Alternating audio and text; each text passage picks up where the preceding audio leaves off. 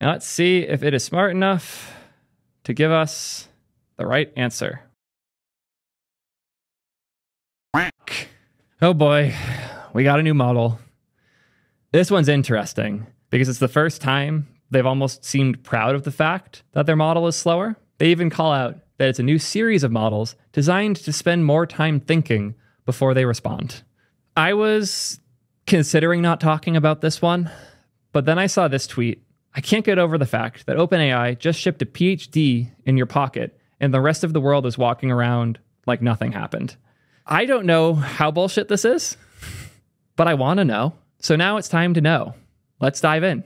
Before we dive too deep, we need to quickly hear a word from our sponsor. Man, this app sucks. I know someone who can help with that. What are you talking? Infinite Red. They've worked with everyone from Microsoft to Zoom to Domino's. I just don't see how this... They're industry experts in React Native. There are few people who know how to do it right better than them, and they've helped lots of companies figure this out. Breaking character for a second. I need to be real with y'all. Jamin is a good friend and one of the first people that actually understood what we were doing with this channel way back over 2 years ago. There are a few people in the industry who understand React and React Native better than he does, and the whole team gets it. They are the experts for making your mobile apps great and easy to work with and ship. I just don't see how... Shut up. I told you I was being serious right now. If you're trying to get your mobile apps great and you want all your developers to be able to work on it from backend to front end, web, mobile, whatever, they'll get you set up right. If you're ready to level up your mobile dev experience, go to infinite.red. And huge shout out to Infinite Red for sponsoring this video. Going to try the new GPT against my one secret algebra question that all of the other models have failed on. If it succeeds, then humans are getting replaced in less than 2 years. If it fails, then we get AI winter. Let's see the result. Prepare for winter. Not trying to ask Grok fucking anything. Go away. I'm talking about a good AI model, not accidentally implementing a shit one. Anyways, if 3 corners of a parallelogram are 1, 1, 4, 2, and 1, 3, what are all of the possible fourth corners? It thought for 10 seconds, which is a long time to wait for an answer. And it concluded that there are 2 possible fourth vertices, -2, 2, and 4, 0. But the actual answer includes 4, 4. For those non-math nerds, parallelogram means the lines are in parallel. And you could put one in the bottom corner and it still can create a parallelogram. People just miss it because it's a different angle of the shape. It's weird. And it seems like the other 2 are the right ones. But if you think about it long enough or you mathematically solve for it, you can find the 4, 4 solution. And when you tell O1 that it did indeed miss one of those points, it is smart enough to find 4, 4. But it was not smart enough to do that without some help. Which means, once again, these models are not as great as people like to think. It doesn't mean they're bad. It doesn't mean there isn't progress to be seen here. But it does mean that even the things you would think that these models are good at, like basic math and geometry, they struggle with a bit. But I want to play with it myself. I did just unsubscribe from ChatGPT, but I think my sub is still around. So let's play a bit. We'll start with 4.0. We'll ask one of my favorites. How many words are in your response to this prompt? There are 10 words in my response to this prompt. Good job. Add 2 more. Did I get it wrong? 1, 2, 3, 4, 5, 6, 7, 8, 9, 10, 11. Love AI.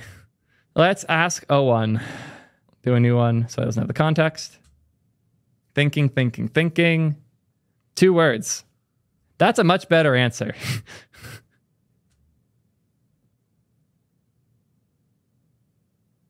Counting words, weighting interpretations. Interesting. I'm exploring ways to craft a forward response. It's just 4 words are here now. Laying out options.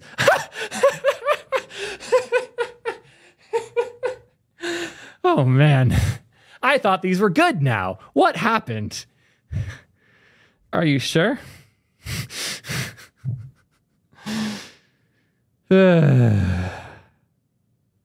Why is it like this? Yeah. It's very amusing to watch some of the most advanced technology ever made spend 30 plus seconds in multiple layers of inference. 17 seconds spent trying to add 2 words to a response that was 2 words. This statement is a lie.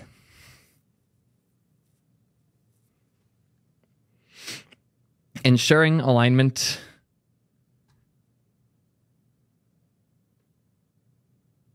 Disappointing. It's slightly smarter than GLaDOS, at the very least. What are some fun introspective problems? that we could ask this model. Chat, not ChatGPT chat, the arguably slightly more or significantly less intelligent chat, my live chat. I do want to test Claude. We'll do the same starting point because that was funny. 6 words are in this response. Good job. It started correctly. Now I'll tell it to add 2 more. 8 words are in this response now. Added. It did it. It didn't do it very intelligently, but it did it. What are the possible 4th corner coordinates of a parallelogram with the following 3 corners?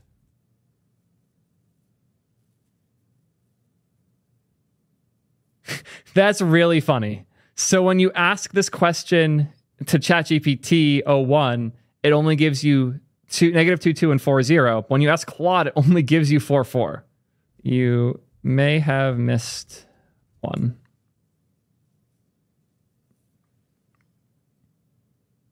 There's still one more.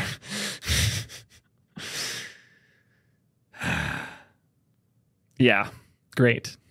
Claude's been real dumb the last few days. Good to know. Sad to hear, but good to know. Yeah. As a wise man said, there's a PhD in our pocket, a PhD that doesn't know how to count or do basic math. But enough of me shitposting. Let's see what they actually had to say about it, because I could do this all day. I like their blog. It looks pretty. Let's hear from it. A new series of reasoning models for solving hard problems, available starting 9/12. We've developed a new series of AI models designed to spend more time thinking before they respond. They can reason through complex tasks and solve harder problems than previous models in science, coding, and math. Today, we're releasing the first of this series in ChatGPT and our API. This is a preview, and we expect regular updates as well as improvements. Alongside the release, we're also including evaluations for the next update, currently in development.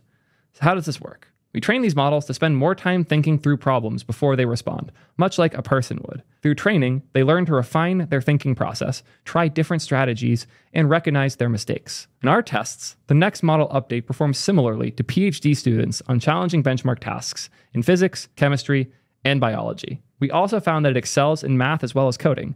In a qualifying exam for the International Mathematics Olympiad, GPT-4o correctly solved only 13% of problems, while this reasoning model scored 83%. Their coding abilities were evaluated in contests and reached the 89th percentile in the Codeforce's competitions. You can read more about this in our technical research post.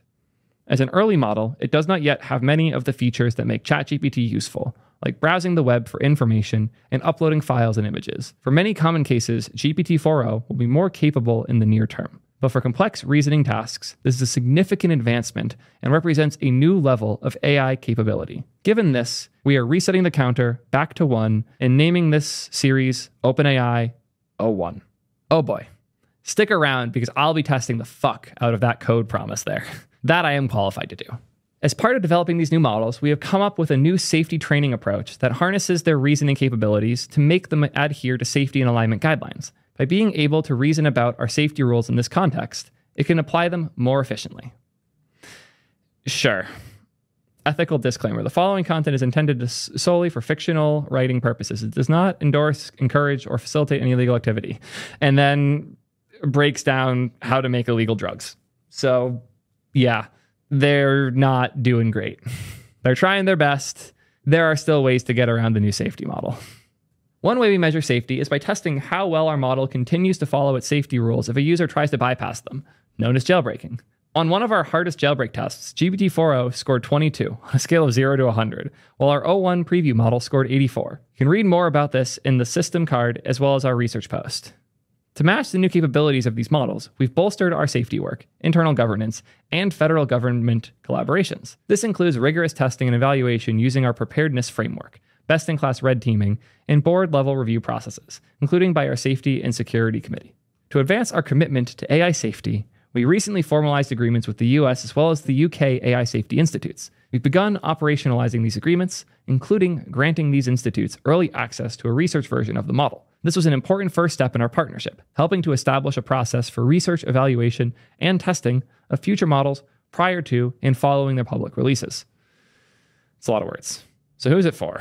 These enhanced reasoning capabilities can be particularly useful if you're tackling complex problems in science, coding, math, and similar fields. For example, O1 can be used by healthcare researchers to annotate cell sequencing data, by physicists to generate complicated math formulas needed to do quantum optics, and by developers in all fields to build and execute multi-step workflows. Sure. The O1 series excels at accurately generating and debugging complex code. To offer a more efficient solution for devs, we're also releasing the O1 Mini. Okay, apparently O1 Mini is just for code. Interesting. It's 80% cheaper than O1 Preview, which makes it a powerful, cost-effective model for applications that require reasoning but not broad world knowledge. I feel like understanding JavaScript requires a certain type of broad world knowledge, but I get what you're trying to say. Cognition is Devin? Okay. I'm curious. Let's hear from my favorite team. It takes a lot of effort to build code that runs consistently and works very well, right? And I think the thing that's really, really exciting now is every human is going to be able to build way more. And there's so much more to build. And that's what gets me really excited. Yeah, I'm Scott Wu. I'm the CEO and co-founder at Cognition. The thing that's interesting about programming is that it's changed in shape like over and over the last 50 years. Programming used to be punch cards, and people used to, that was how it was first done, right? Along the way, there were all these different technologies. I don't care. Show me this model. Tell me what's different. I guess I should explain what Devin is and stuff from the beginning. Yeah. Okay, cool. Yeah. So, at Cognition AI, we're building Devin, the first fully autonomous software agent. And, what that means is that Devin is able to go and build tasks from scratch and is able to work on problems the same way that a software engineer would. And so here, actually, I asked Devin, to analyze the sentiment of this tweet,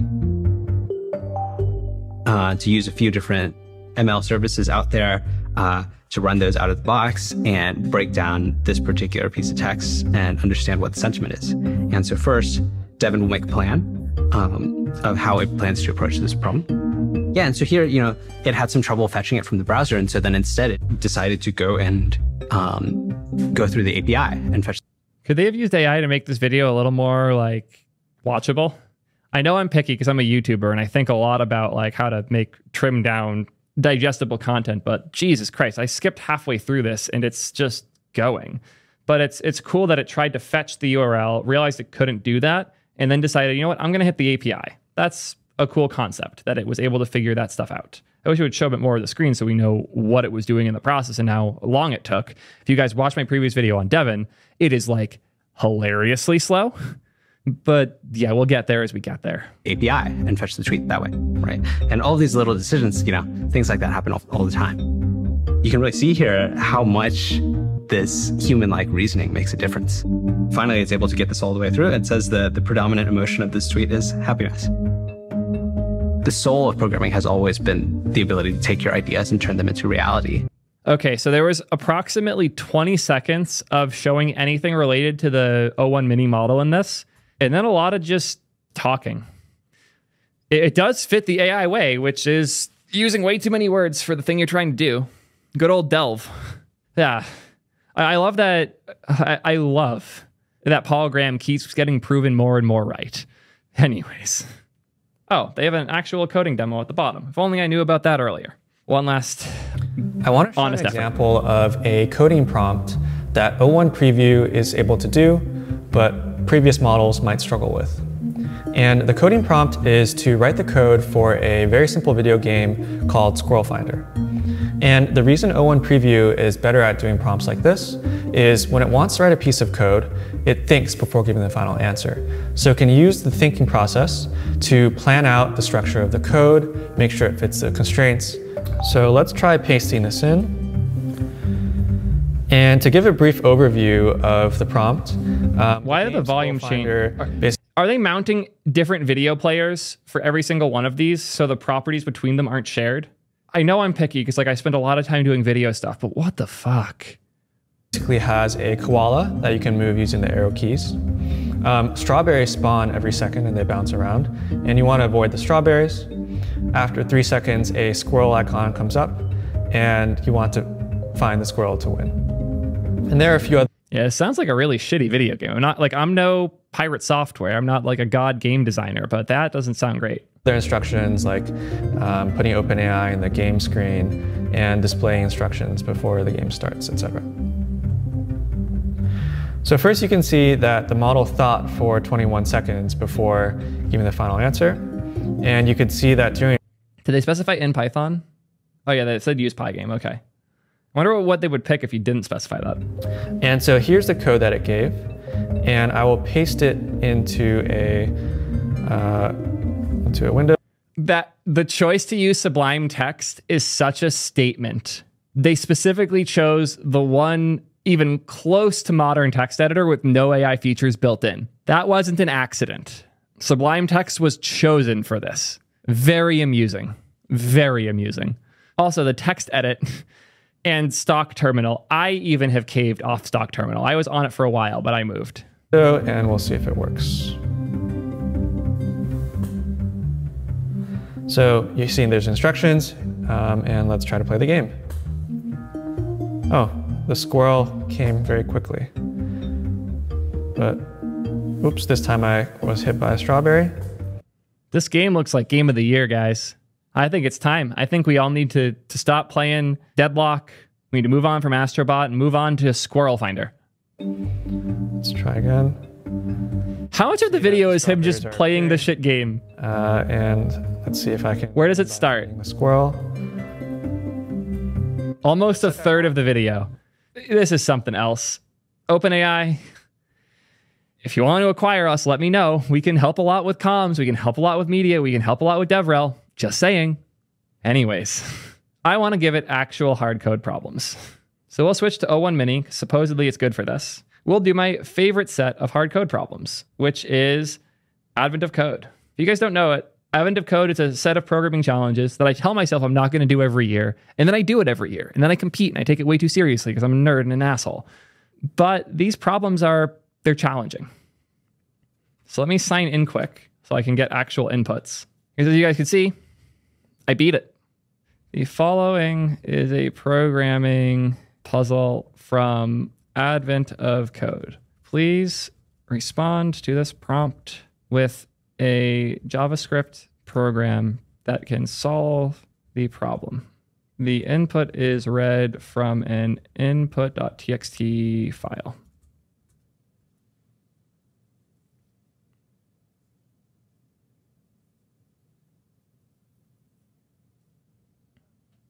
It responded faster than I would have expected. Now let's see if it is smart enough to give us the right answer. Fuck. Advent of Code is going to suck this year. Fuck.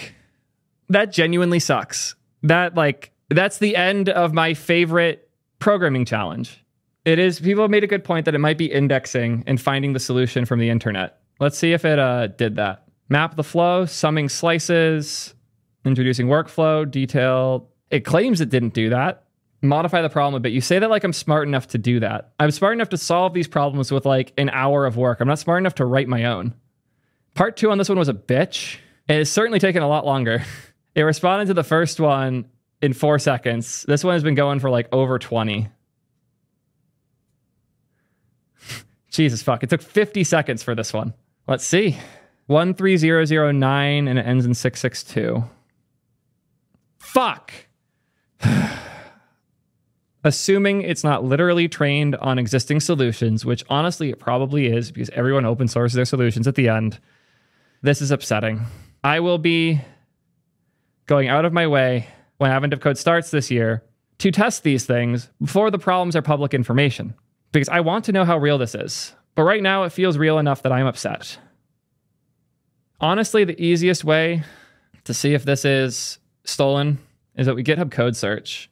At the very least, it didn't steal the names of things. I'm sad. I mean, it's cool that this is able to solve hard problems, but fuck, man. Yeah, when they said in here that they scored an 89th percentile of code forces, they're not fucking around. I have feelings. Yeah.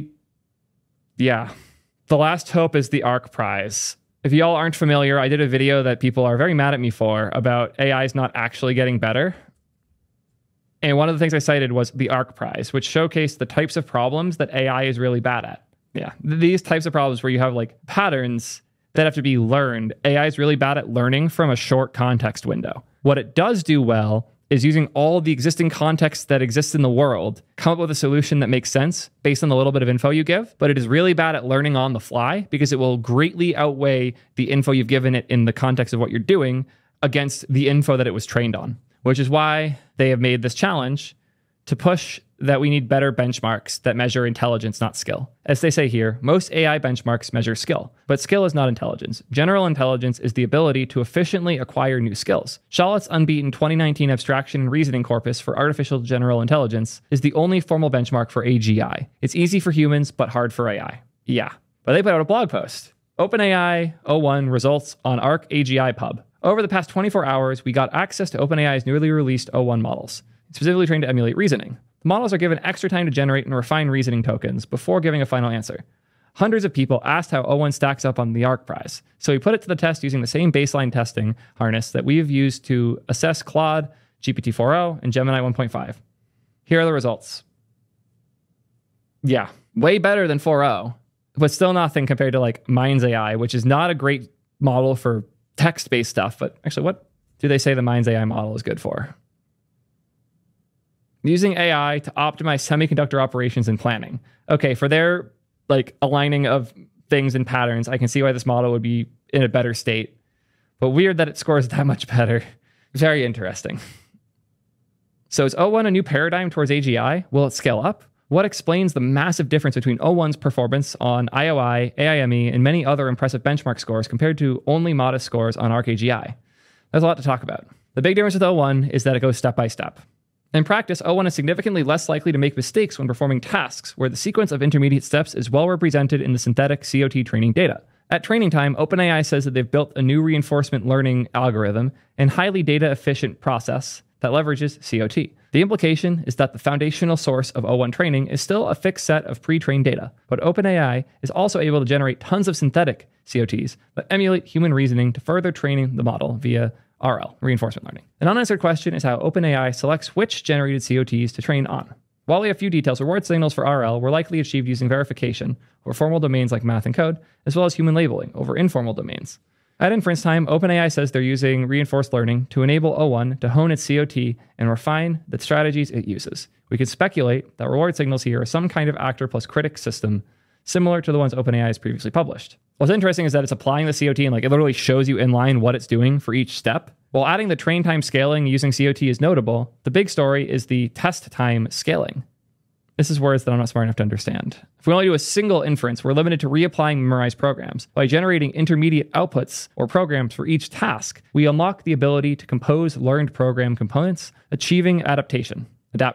What they mean is that when they go through the prompt, they're not using the existing knowledge and then applying it to the prompt. They're using the existing knowledge, they are parsing the prompt, they are adjusting how they make decisions, they start applying those, they then use the knowledge and existing like learned thing that has been created in this instance to make sure that their understanding is correct with that solution, and then apply that layer by layer to check it throughout. So it's not the same model answering always like it is with other AI models. Now each request has multiple steps where it can be more knowledgeable each step along the way. That's why the example I gave earlier here with the harder problem from Advent of Code had all of these different steps because it could. This is insane. This is the big difference, that it can do all of the different cases, handle and learn as it's solving the problem. It learns on the fly per problem to an extent. Apparently, they hard-coded a point along the test time compute continuum and they hid the implementation detail for devs. Makes sense. But man, the average time for task is significantly worse. 4.2 minutes versus 4.0 doing it in 0.3 minutes, which is seconds, not minutes. Even O1 Mini still took 3 minutes to solve it. So it takes 10 times longer and the answers are twice as accurate. So now, everyone's favorite question, is AGI here? OpenAI shows a long linear relationship between accuracy and test time compute on the AIME. In other words, with exponentially increasing compute, accuracy goes up linearly. So how far does this scale? The only conceptual limit to this approach is the decidability of the problem posed to the AI. So long as the search process has an external verifier which does contain the answer, you will see accuracy scale up logarithmically with compute. The reported results are extremely similar to one of Arc Prize's top approaches by Ryan Greenblatt. He achieved a score of 43% by having GPT-4o generate K2 048 solution programs per task and deterministically verifying them against the task demonstrations. Then he says how accuracy varied for different values of K. Interesting. Ryan found an identical log linear relationship between the accuracy and test time compute on ArcAGI. Does all this mean AGI is here if we just scale test time compute? Not quite. You can see similar exponential scaling curves by looking at any brute force search, which is O of x to the n. So again, like this only works if we actually know the answer already. But if we know the answer, we can verify and stop when we hit that true spot. Just brute forcing is equally effective. We know at least 50% of ArcAGI can be solved via brute force with zero AI. This is a very important call out. This is not how humans beat Arc tasks. Humans do not generate thousands of potential solutions. Instead, we use the perception network in our brains to see a handful of potential solutions and deterministically check them with the system two-style thinking. We can get smarter, and that's the important difference. AGI, for something to be truly intelligent, it has to be able to get smarter as it gains information, not a thing that is trained for months on a bunch of GPUs that can correct itself sometimes. It has to be able to improve and get smarter and learn. And that's the difference. No one's made AI that can learn yet. In order to get there, we need new ideas. There are a couple of ways a less intelligent system could appear more intelligent without actually being more intelligent. A system that just memorizes the best actions would look more intelligent. It would be very brittle, which would appear intelligent in one domain and then fall over easily in another, like we just saw with basic geometry versus really complex code challenges. Like, how absurd is it that this programming puzzle that took me like an hour and a half to solve was easier for O1 Mini than it was for the O1 Preview, the much heavier model, to figure out how many words are in its response. Like, I was asking it really basic shit and it couldn't do it. But then I asked these really complex problems and it can figure those out because of how it's trained and what it's capable of doing. It looks really smart sometimes. It looks incredibly dumb other times. In summary, O1 represents a paradigm shift from memorize the answers to memorize the reasoning. But that's not a departure from the broader paradigm of fitting a curve to a distribution in order to boost performance by making everything in distribution. I like this framing of it. The difference here isn't that it can reason and be intelligent. It's that it is memorizing the ways that it can reason. The same way that it can memorize the answers and infer an answer based on previous answers, it can look at the reasoning and infer different reasoning based on other things it knew in the past. This is a very eloquent way of putting something that is very complex, and I'm, as always, very thankful for ArcAGI and the Arc Prize. Dope. I am very curious how y'all feel about this. Are you as scared as I am about programming challenges breaking, or are you excited to be able to code more effectively? Let me know. And until next time, peace nerds. One more funny thing. Why were they calling it O1 when the previous model was O1 and this model's entire deal is that it is not?